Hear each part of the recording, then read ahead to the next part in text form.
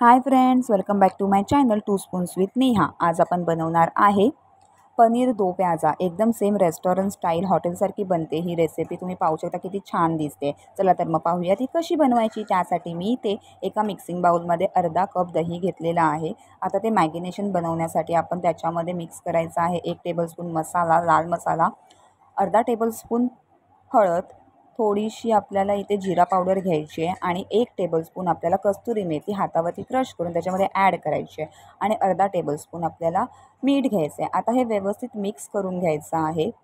ठीक अशी याची पेस्ट झाली पाहिजे। हे जे दही आहे ना ते आपल्याला घट्ट घ्यायचं आहे, पाण्यासारखं पातळ दही नाही घ्यायचं आहे, घट्टसर दही घ्यायचं आहे। आता आपण इथे ते साईडला ठेवूया आणि इथे आपण आपलं 200 ग्राम मी इथे पनीर घेतलेलं आहे। पनीरचे आपण क्यूब करून घ्यायचे आहेत। मी पनीरला इथे स्क्वेअर कट दिलेला आहे। आता आपण हे जे पनीर आहे ना त्याच्यामध्ये आपल्याला हे दह्याचा आणि मसालेचं जे मिक्सचर आहे ते ह्याच्यामध्ये ॲड करायचं आहे आणि ते व्यवस्थित ही पेस्ट ह्याला लावून घ्यायची आहे। अगदी हलक्या हाताने करायचं आहे, पनीरचा कुस्करा नाही करायचा आहे। ठीक असा लेअर आपल्या पनीरला आला पाहिजे। आता हे आपल्याला 20 मिनिटासाठी मॅगिनेशनसाठी साईडला ठेवायचं आहे। इथे मी 3 मोठे कांदे घेतलेले आहेत, ते एकदम बारीक चॉप करून घेतलेला आहे आणि 1 मोठा कांदा मी इथे स्क्वेअरमध्ये कट करून घेतलेला आहे। आता आपण इथे मिक्सरच्या जारमध्ये 2 मोठे टोमॅटोची पेस्ट बनवून घ्यायची आहे। इथे एक पॅन ठेवायचं आहे। पॅन गरम झाला की ऑइल टाकायचं आहे। ऑइल गरम झालं की आपण इकडे ह्याच्यामध्ये आपण जे मॅगिनेशन करायला ठेवलं होतं ना पनीर, त्याला आता 20 मिनटं झालेली आहेत, ते आता आपण ह्याच्यामध्ये टाकायचं आहे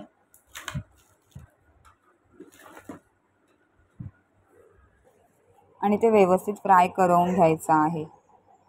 दह्यासकट आपल्याला हे फ्राय करून घ्यायचं आहे। अलटून पलटून स्लो गॅसवरती आपल्याला आता हे फ्राय करून घ्यायचं आहे। चारी साईडने हे शिजलं पाहिजे, छान असं ह्याला हे कोटिंग चिटकलं पाहिजे दह्याचं। पूर्ण दही आटवायचं आहे आणि आपल्या पनीरला व्यवस्थित फ्राय करायचं आहे।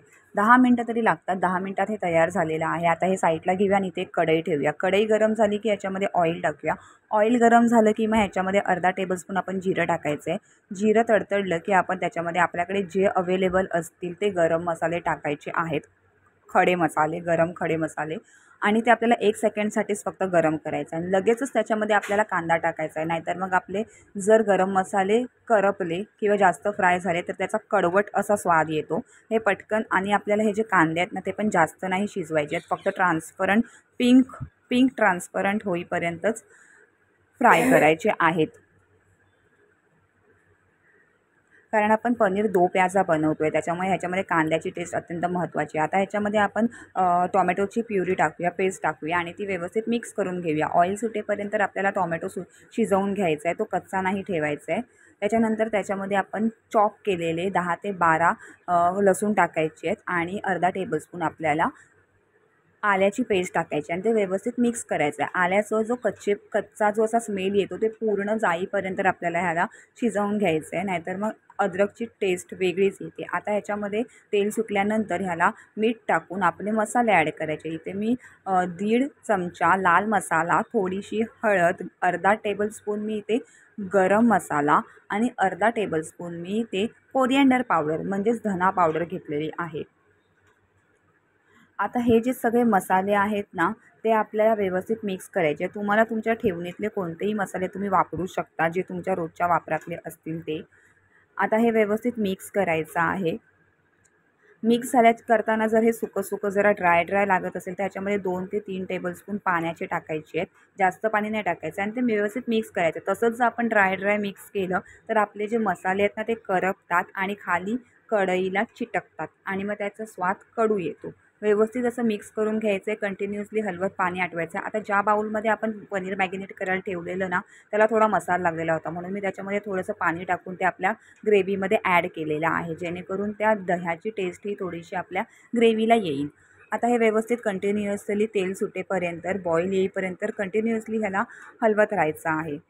ह्याला बॉईल आलेला आहे। आता आपण ह्याच्यामध्ये आपण जे फ्राय केलेले पनीर आहेत ते ॲड करायचे आहेत, थोडे करून ॲड करायचे आहेत आणि अगदीच अलगद हाताने ह्यांना मिक्स करायचं आहे। त्याचा कुस्करा नको व्हायला। पनीरची काळजी भरपूर घ्यावी लागते, नाहीतर मग त्याचा चुरा होऊन जातो। व्यवस्थित मिक्स करायचं आहे हलवून आणि मग आपल्याला जेवढी कन्सिस्टन्सी हवी आहे, जर तुम्हाला ड्राय खायचं असेल तर तुमचं हे व्यवस्थित असं तयार आहे. पण हे ज्या पनीरला ग्रेव्हीची टेस्ट येण्याकरता आपल्याला हे थोडंसं शिजवून घ्यायचं आहे. त्यासाठी मी इथे अगदीच अर्धा ग्लासच पाणी ह्याच्यामध्ये टाकायचं आहे, जेणेकरून आपल्या ग्रेव्हीची टेस्ट आपल्या पनीरला यावी. म्हणून हे आपल्याला थोड्या वेळासाठी शिजवून घ्यायचं आहे झाकण ठेवून. 10 मिनटासाठी मी याला स्लो गॅसवरती झाकण ठेवून शिजवायला ठेवलं आहे. आता इथे आपण ज्याच्यामध्ये पनीर आपलं फ्राय केलेलं त्याच पॅनमध्ये आपल्याला थोडं ऑइल टाकून आपले स्क्वेअर कटवाले कांदे आपल्याला थोडेसे फ्राय करून घ्यायचे. पिंकिश ट्रान्सपरंट होईपर्यंतच फ्राय करायचे आहेत, ते जास्तही नाही फ्राय करायचे. थोडे नरम झाले की ते साईडला करायचे आणि मग एका मिक्सर जारमध्ये आपल्याला काजू आणि मलाईची पेस्ट बनवून घ्यायची आहे. आता इथे 10 मिनटं झालेली आहे. झाकण काढून आपण आपली ग्रेव्ही बघूया. आपली भाजी व्यवस्थित अशी तयार आहे. त्याला व्यवस्थित बॉईल पण आलेला आहे थोडाफार आणि ऑइल सुटलेलं आहे. आता हे जरा मिक्स करूया. हे व्यवस्थित मिक्स झाल्यानंतर आपण जी काजूची आणि मलाईची पेस्ट बनवलेली ती ह्याच्यामध्ये ॲड करायची आहे. काजू आणि मलाईची पेस्ट ही आपण क्रीमच्या ऑप्शनमध्ये घेतलेली आहे. तुम्हाला जे हवं असेल ते तुम्ही वापरू शकता तुमच्या आवडीनुसार. आता ह्याच्यामध्ये आपण फ्राय केलेले ऑनियन्स, कांदे आणि कस्तुरी मेथी टाकायची आहे 1 टेबलस्पून आणि त्याचबरोबर भरपूर अशी कोथिंबीर टाकायची आहे. आणि हे सर्व आपल्याला हलक्या हाताने परत 2 मिनटासाठी मिक्स करून घ्यायचं आहे.